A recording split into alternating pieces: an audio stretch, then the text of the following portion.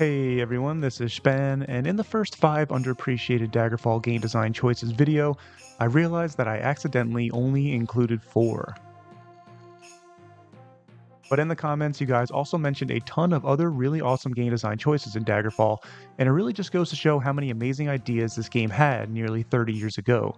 You guys seem to really enjoy the first video, and I need to make amends for accidentally including only 4, so I thought it would be fun to do a follow-up video on the topic. But before we get started, if you enjoy content like this, consider subscribing to my channel or becoming a channel member for only $1.99 through the link in the video description below.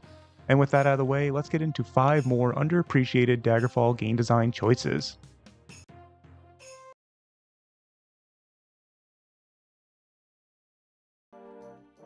In Daggerfall, banks provide a bunch of really interesting options for the player, and it gets pretty in-depth. You can deposit your gold for storage, of course. There are a decent amount of RPG games that include this option, but in Daggerfall, gold is heavy, and so in the mid to late stages of the game, it's likely going to be impossible for you to carry around all of your gold in your inventory. So instead, you'll need to transfer your deposited gold into a letter of credit.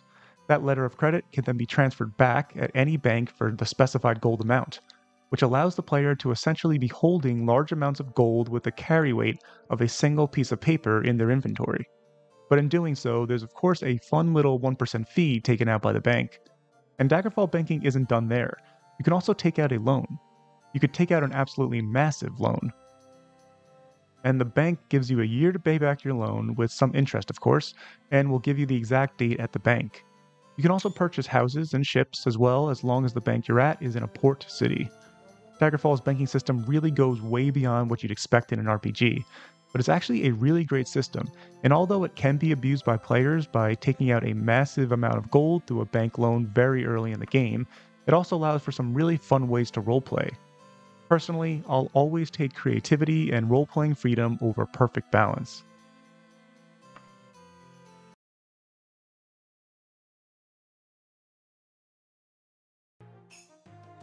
Whenever I play most modern RPGs, something that always sticks out to me is how long it takes to kill an enemy. In Daggerfall, it's not uncommon to kill an enemy that is around your level after only 3 or 4 hits connect. As a result, the combat feels grounded, and there's a lot of back and forth trying to dodge hits and connect with your own. Enemies die quickly even if your build isn't particularly strong, and you'll have this similar combat experience throughout the entirety of the game.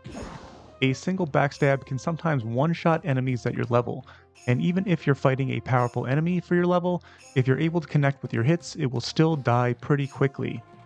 When I played Oblivion and Skyrim, this was not the case at all, especially when fighting enemies that are slightly stronger than you, and it can really take me out of the experience when I'm endlessly hacking an enemy like a guard or bandit, an enemy that's another person, and they're being hit 15 or more times with my mace before they fall.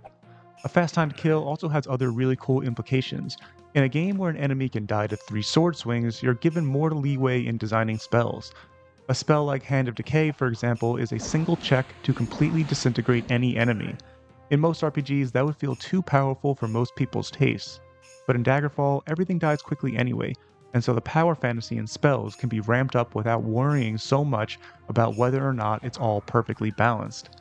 A fast time to kill makes every hit feel meaningful. It personally really matches my combat style preferences, and I wish more RPGs would design their combat like this.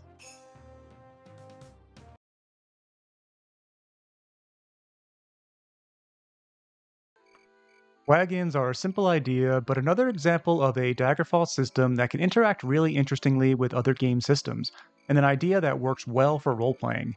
It's really common in RPGs to have a private stash or some other place to store all of your valuable things over the course of a playthrough. However, rarely does the player keep that storage attached to their character. A wagon is a super immersive, in-universe way to store all of your stuff without needing it to be placed in a static, designated area.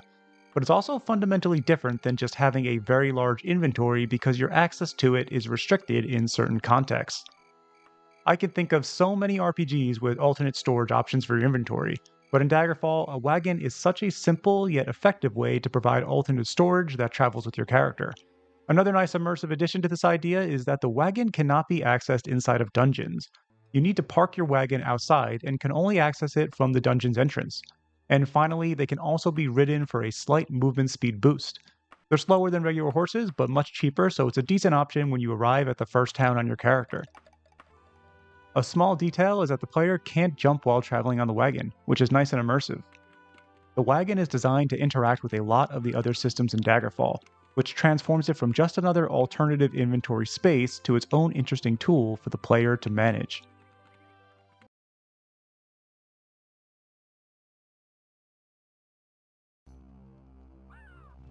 There were so many comments in the first video talking about how they love climbing in Daggerfall, and I absolutely agree with them, so I had to add it to this list.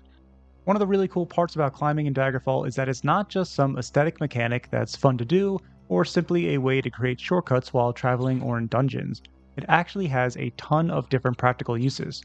It's not uncommon in Daggerfall dungeons to find yourself stuck in a situation where you can't find the elevator switch, or you moved a wall that prevents you from accessing it, and you need to get up or down a massive elevator shaft. In these situations, if you're playing a non-magic character without slow fall or levitate, then the climbing skill is super clutch. Falling from these heights would be instant death, and so having a high climbing skill that you can rely on to safely get up and down areas in dungeons is really useful. Climbing can also be applied in dungeons to get access to loot that's hidden in interesting spots. Check out this little hidden loot chest hanging on the ceiling support beams.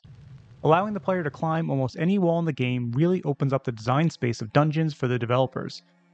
They can build secrets and solutions with this tool in mind, and the player is rewarded for exploring and using the climbing skill creatively. But another application of climbing that I love in Daggerfall is climbing city walls. In Daggerfall, every city's gates will be locked shut at night to keep monsters out. Anyone inside can't leave until morning, however, you can still climb the walls. This can be really useful when you fail to steal from a shop or commit any crime really in a city at night. Instead of being trapped inside for the entire night, you can try climbing the walls and making your escape. However, if your climbing skill isn't high enough, then you might fall from halfway up the wall and into the arms of the city guards.